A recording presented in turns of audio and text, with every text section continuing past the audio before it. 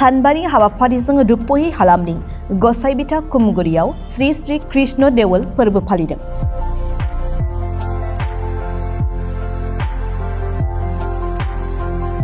बाक्सा जिला सालबारि मुखुमानि बेन्दोंआव थानाय रुपहि हालामनि गसाइबिथा खुमगुरियाव 24 मार्चनिफ्राय लानानै 28 मार्चसिम सोलिगोन गाजा गोमजायै सानबानि हाबाफारिजों श्री श्री कृष्ण देवल फोरबोआ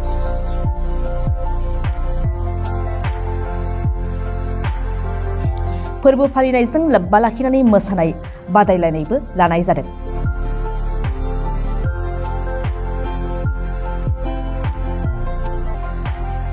बानजाय आफादनिफ्राय खौरांनि गेजेरजों बिबुंथि लाखिनानै फोरमायदों दि बोसोरफ्रोमबो फालिनाय बायदियैनो देग्लायबो देवल फोरबोखौ गाब गोनाङै फालिनाय जादों। देग्लाय श्री श्री कृष्ण देवल फोरबो फालिनाया फैयै फैयै 94थि बोसोराव आगान सुरबाय होननानै फोरमायदों बानजाय आफादनि बिबानगिरिया। जोङो आगोलनि बायदिनो देग्लाय बोसोरावबो माने श्री श्री कृष्ण देवल उत्सव सेलेब्रेसनखौ फोरबोखौ सानबानि हाबाफारि लानानै जोङो गाजा गोमजायै खुंफुंनो होननानै लादों आरो जोङो बे सेलेब्रेसनखौ फोरबोखौ बोसोरै जों खालामबोयै बोयै नै दिनै जोंहा 94थि बोसोराव सफैबाय। बेवहाय जोङो माने जेबो जोंनि बे जायगायाव नांलाय खमलाय दावराव दावसि बेफोरबायदि जाफेराखै। जोबोद मोजाङैनो मोजां माने खुंबोगासिनो दं आरो बिदिनो जोङो हानायमानि मोजांनि सायाव मोजांसिन खुंलांबाय थानो हागोनखौ जोङो मिजिं थिदों आरो बेवहाय दा जोंहा बे सानबानि प्रग्रामाव माने सानफ्रामबो जोंहा बायनानै लाबोनाय नरै डेन्सार ग्रुप बेयो जोंहा दङ। मैया दाखालिनिफ्राय मैयासिम पाठशालानि पुजा डेन्सार ग्रुप बेखौ जोङो लाबोदोंमोन।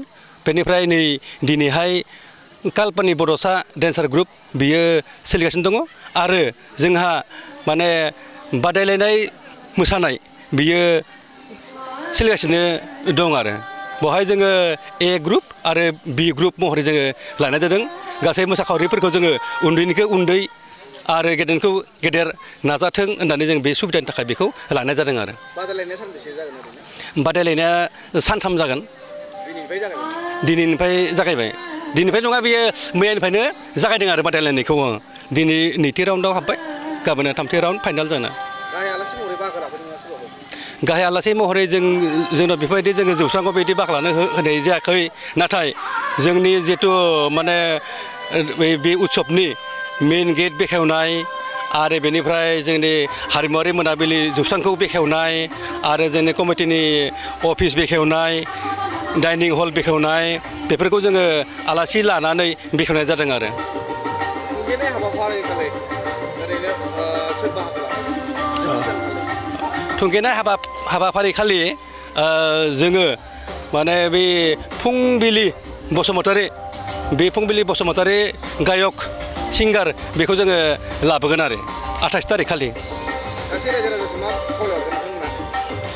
जोङो कमिटिनिफ्राय गासै श्री श्री कृष्ण देवल उत्सव फोरबोखौ फालिनो मोजां मोनग्रा बा राधा कृष्णखौ मोजां मोनग्रा गासै रायजोनिसिम जों बेखौनो फोरमायनो सानोदि जे जोङो बे फोरबोनि गेजेरजोंनो आफा आइ इसोरखौ फुजिनानै जाहाथे जोङो जोंनि एरिया आरो जोंनि प्रत्येक न'खरानो जेन अनसायनाय भगबाननिफ्राय मोनो आरो बेबायदि फालिनायनि गेजेरजोंनो गासै रायजो राजाफोरा जेन भगबाननिफ्राय अनसायनाय मोनगोन होननानै बयखौबो फालिनो थाखाय आङो गुरैयै खावलायनो हादों आरो